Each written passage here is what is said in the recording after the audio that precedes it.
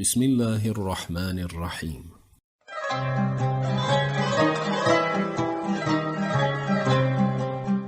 حدیثی رحمت.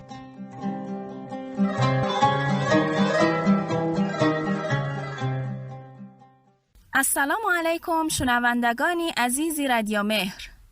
شما مردان و زنانی با ایمان، روزدارانی صبور و مهربان، و البته یک سلامی مخصوص به شما کودکان و فرزندان تاجیکستان که همراهی پدر و مادر در این ماهی پربرکت تمرین مهربانی میکنید، حتی با یک دانه خرما.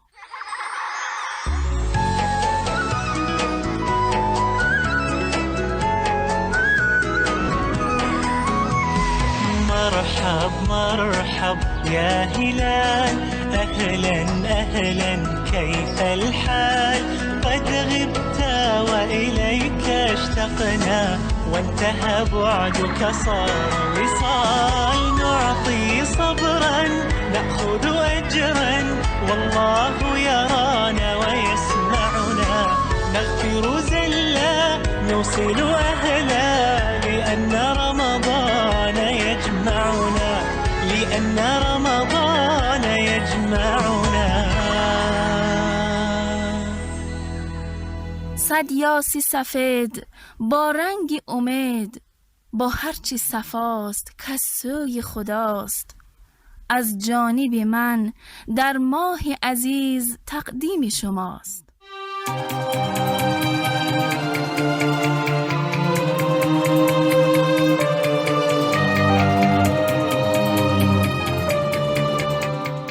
مدینه حیدرزاده هستم و به اتفاق همکارانم صادقانه حضور خوشرنگتان را در برنامه حدیثی رحمت گرامی می‌داریم و از عمق دل برایتان بهترین آرزوها را داریم.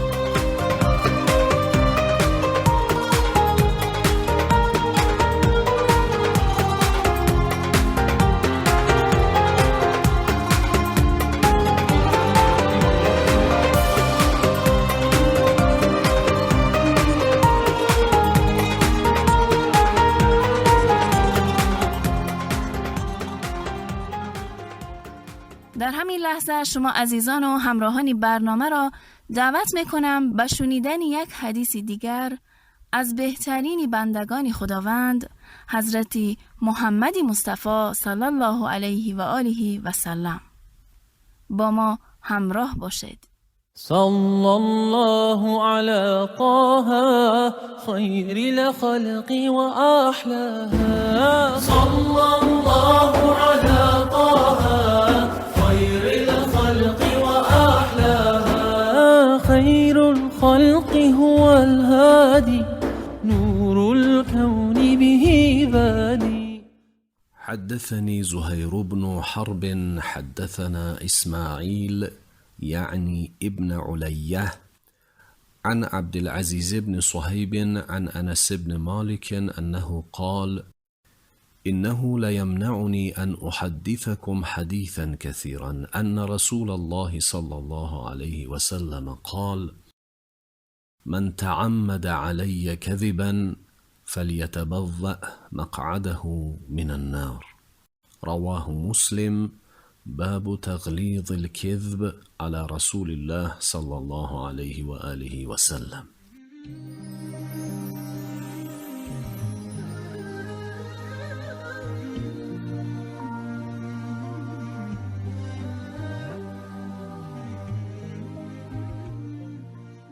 مالک ابن انس گوید: همانا آن چیزی که مرا از روایت حدیث زیاد منع می نماید این که رسول خدا صلی الله علیه و آله و سلم فرمودند: کسی که قصداً بر من دروغی را ببندد پس او باید در جایگاه خود از آتش جهنم اقامت گزیند. این حدیث را امام مسلم رحمت الله علیه در کتاب صحیح خیش ضمن حدیث رقم 3 در باب تهدید دروغ بر رسول خدا آورده است. در ارتباط با متن حدیث باید گفت که این حدیث از جمله احادیث معتبری است و در نهایت صحت و درستی می باشد. بنابر قول شارح صحیح مسلم یعنی امام محی الدین نووی رحمت الله علیه، حدیث شریف از جمله احادیث به شمار متواتر است. ایشان نقل می کند که از اهل علم رسیده است که بیش از 200 نفر از اصحاب رسول خدا این حدیث را روایت نموده اند و همچنین هیچ حدیث غیر از این حدیث وجود ندارد که کلیه عشره مبشره آن را نقل کرده باشند. معنای فلیتبوأ همان فلینزل یعنی منزل بگیرد است. خطابی گوید اصل این لفظ از مباعة الابل است و مباعة به معنای جایگاه و استبل شتر باشد. بعضی بر این نظرند که فلیتبوأ در مقام دعا به صیغه فعل امر است، یعنی بوأه الله ذلک، خدا او را در جهنم جای بدهد. اما بعضی دیگر بر این عقیده اند که لفظ مذکور خبری است در قالب فعل امر، یعنی فقد استوجب ذلک فلیوطن نفسه علیه، یعنی چون این انسان با این کار خود مستوجب و مستحق آتش جهنم شده، پس آنجا را برای خودش وطن و مسکن گزیند. عبارت فلیتبوأ نه تنها به طول اقامت در جهنم دلالت دارد، بلکه ظاهراً دلالت کننده بر این مطلب نیز هست که شخص دروغگو به رسول خدا صلی الله علیه و آله و سلم از جهنم بیرون نخواهد آمد، چون هیچ منزل دیگری ندارد و معلوم است که دلیل‌های قطعی بر خلود ابدی در جهنم اختصاص و ویژه به کافران است. بنابر نظری بعضی از اهل علم که آن را شارح صحیح بخاری در ضمن حدیث شریف نقل می کند، شخصی که قصداً به رسول خدا صلی الله علیه و آله دروغ بسته باشد کافر می شود. از جمله آنها ابن المنیر است که ایشان در استدلال کفر چنین فردی می گوید کسی که به رسول خدا دروغ بندد مثلا حرامی را حلال می کند. این عمل و این رفتار او همان استحلال حرام یا حداقل حمل بر استحلال حرام است و حلال دانستن حرام شرعی کفر باشد. البته جمهور علما بر این باورند که کاذب به رسول خدا تنها زمانی کافر می شود که در واقع اعتقاد داشته باشد و باورمند به استحلال حرام باشد، یعنی قلباً بپذیرد که می شود حرام را حلال کرد، نعوذ بالله.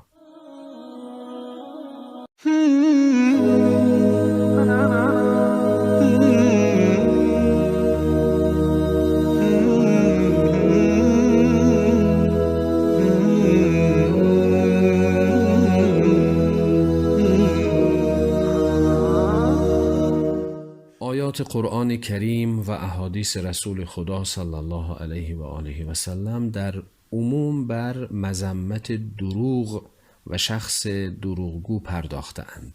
هم دروغ را مذمت کرده اند و هم شخص دروغگو را سرزنش کرده اند.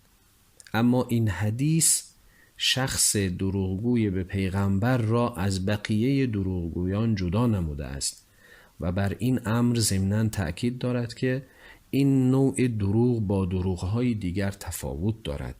به خاطر این در برخی از مذاهب فقهی اسلامی کسی که عمدن به رسول خدا دروغ ببندد روزه اش باطل شود.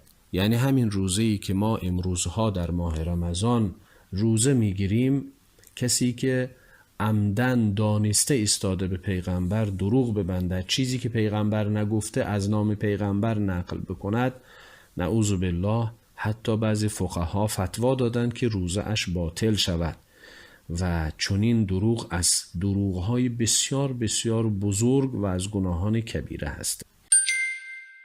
امام بخاری در صحیح حدیث روایت می‌کند که در آن با صراحت این نوع دروغ را با دروغ‌های دیگر جدا نموده است. یعنی ضمن روایت همین حدیث ابتدا آورده است که ان کذبا علی لیس ککذب علی احد. خود پیغمبر فرمودند که همانا دروغی که بر من بسته می شود همانند دروغی که بر دیگران بسته شود نیست. یعنی این نوع از دروغ کاملا از دروغ‌های دیگر و موارد دیگر کاملا فرق می کند. حکمت تشدید وعید و تهدید نسبت به دروغ بستن به رسول خدا آن است که پیغمبر اکرم صلی الله علیه و آله و سلم از خدا خبر می دهد. کلامش وحی هست و کسی که بر آن حضرت دروغ بربندد هر آینه و در حقیقت به خداوند دروغ بسته است. در قرآن کریم سوره یونس آیه 17 نسبت به شخصی که به خداوند دروغ بسته است انکار شدید وارد شده است. فمن اظلم ممن افترى علی الله کذبا او کذب بآیاته. ستمگارتر و ظالمتر از آن که به خدا نسبت دروغ دهد و آیات خدا را تکذیب کند هیچ کس وجود ندارد.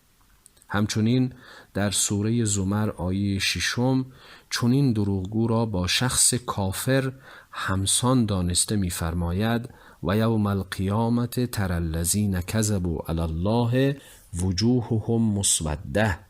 روز قیامت کسانی که بر خدا دروغ بستند بنگری که همه رویشان سیاه شده است. هذا القرآن يوحدنا لطريق الخير يوجهنا الله تعالى أنزله ورسول الله معلمنا.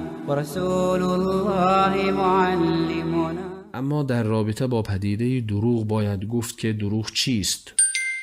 دروغ همان خبر برخلاف واقع است که چه عمدن و چه سهوا باشد.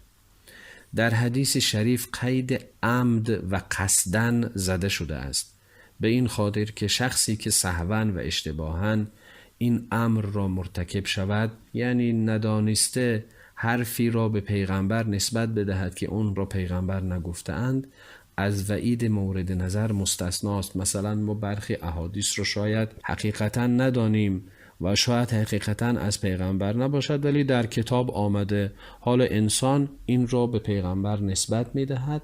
البته چون این شخص چون عمدن و قصدن کار را انجام نداده است در ضمن حدیث شامل نمی شود. این حدیث شریف بر عظمت و بزرگی و حرام بودن دروغ بستن به رسول خدا دلالت دارد. امام نووی رحمت الله علیه می نویسد کسی که به رسول خدا قصدن یک حدیث را دروغ بربندد فاسق شود و تمام روایاتش مردود و نامعتبر و احتجاج کردن و استدلال کردن به روایات او باطل گردد، اگرچه توبه کند و توبه اش نیکو و نصوح باشد.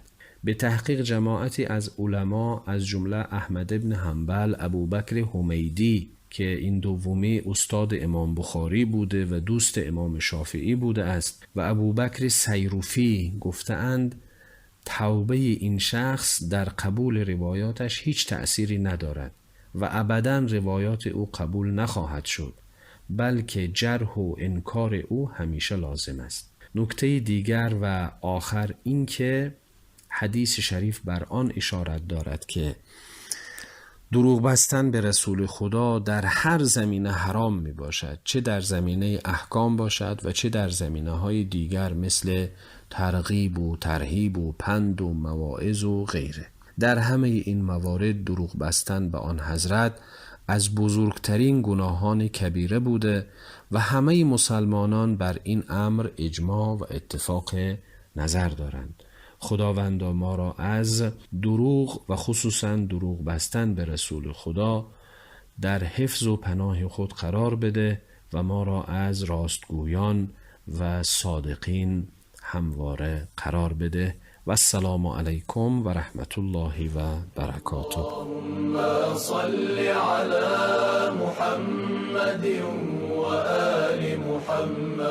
اللهم صل على محمد وآل محمد. تشکری فراوان از استاد عزیز نصیب الله عمرов که چنین شیوا و رسا حدیث را برایمان بیان نمودند. و همچنین تشکر از شما عزیزان که ما را تا اینجای برنامه همراهی کردید.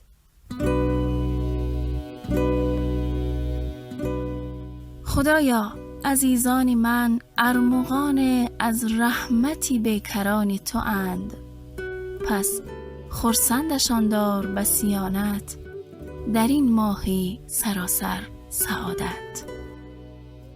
تا فردا، خدایار و نگهدار شما.